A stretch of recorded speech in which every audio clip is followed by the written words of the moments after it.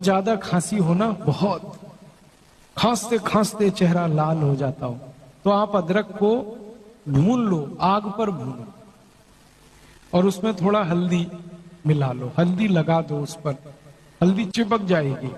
भुने हुए अदरक पे हल्दी डालोगे, चिपक गई। अब वो हल्दी वाला अदरक मुंह में रखो, मुंह में रखते ही खांसी ठीक करता है।